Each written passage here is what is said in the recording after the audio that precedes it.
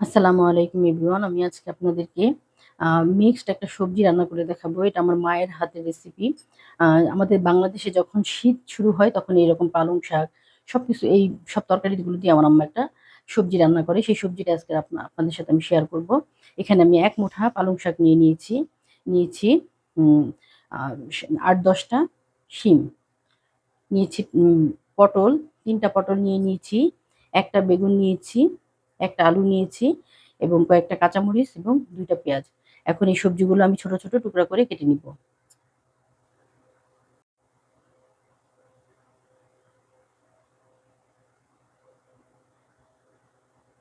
এখানে পালং শাকটা আমি ধুয়ে পরিষ্কার করে পানি ঝরিয়ে নিয়েছি।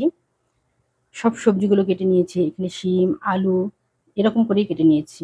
শিম, পটল এবং বেগুন। লাগবে ধনিয়া পাতা কুচি এবং এক্সট্রা ভার্জিন অলিভ অয়েল দিলে আমি রান্না করব আজকে। আর মসলা একদম খুবই কম। এখানে ২ টা পেঁয়াজ কুচি করে নিয়েছি, ১/২ চামচ হলুদের গুঁড়া, ১ চাম আ ১/২ চামচের মতোই আদা বাটা, চামচের মতো রসুন বাটা। কাঁচামরিচটা আমি মাঝখান থেকে একটু কেটে নিয়েছি। এখানে একটা ফ্রাই প্যান নিয়ে নিয়েছি। এখন এখানে দিয়ে দিব অলিভ অয়েল তেল।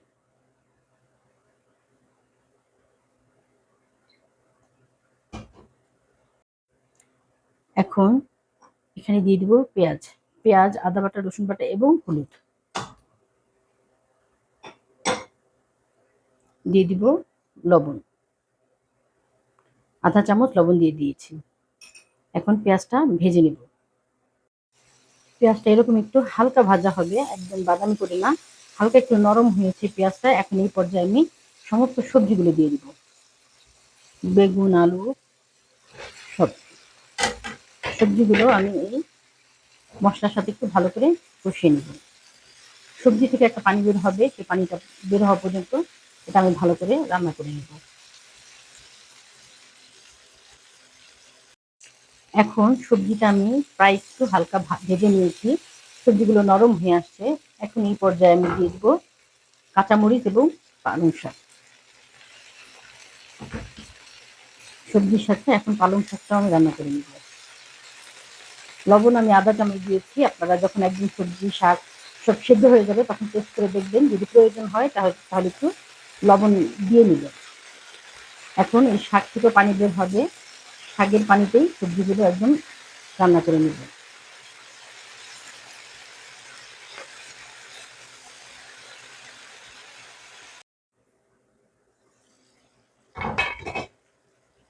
এখন সবজিটা আমি একটু উপনাচ করে দিব। আমি এই সবজিতে কোনো পানি ব্যবহার করিনি। শাক, সবজি থেকে যেই পানিটা বের হয়েছে, সেই পানি থেকেই আমার সবজিগুলো সেদ্ধ হয়ে গেছে, শাকও সেদ্ধ হয়ে গেছে। আমি আরো কিছুক্ষণ এটা ভাজা রান্না করে নিব। এটা একটু আঠা, আঠা হবে সবকিছু। তারপর আমি এটা নামিয়ে নিব। এখন আরেকটু হবে। আরেকটু আমি রান্না এখন ঢেকে আরেকটু রান্না করব। আমি উলটপালট করে দিয়েছি কয়েকবার। লবণটা আমি একটু চেক করেছি। আমার লবণ ঠিক আছে। আপনারাও আপনাদের লবণটা চেক করে দেখবেন এই পর্যায়ে। প্রয়োজন হলে লবণ দিবেন। এখন আমি আরো কিছুক্ষণ রান্না করব। আরেকটু সেদ্ধ হওয়ার জন্য একদম মাখা, মাখা হবে এবং আঠা, আঠা হবে। এই পর্যায়ে আমি একটু ধনিয়া পাতা কুচি দিয়ে দিব। ধনিয়া পাতা কুচি দিয়ে কিছুক্ষণ একটু নাড়াচাড়া করে আমি এখন সবজিটা নামিয়ে ফেলবো। হয়ে গেছে আমার সব রকম সবজি দিয়ে সবজি ভাজি। এখন আমি আপনাদেরকে সার্ভ করে দেখাচ্ছি। হয়ে গেছে আমার শীতের সবজি রেসিপি, পাঁচমিশালি সবজি রেসিপি। আপনারাও আমার এই রেসিপি ফলো করে বানাতে পারেন। যদি আমার রেসিপিগুলো আপনাদের ভালো লাগে তাহলে আমাকে সাপোর্ট করবেন এবং আমার নিত্য নতুন রেসিপি দেখার জন্য আমার পাশে থাকবেন। এই রেসিপিটা খুবই টেস্টি এবং খুবই মজাদার।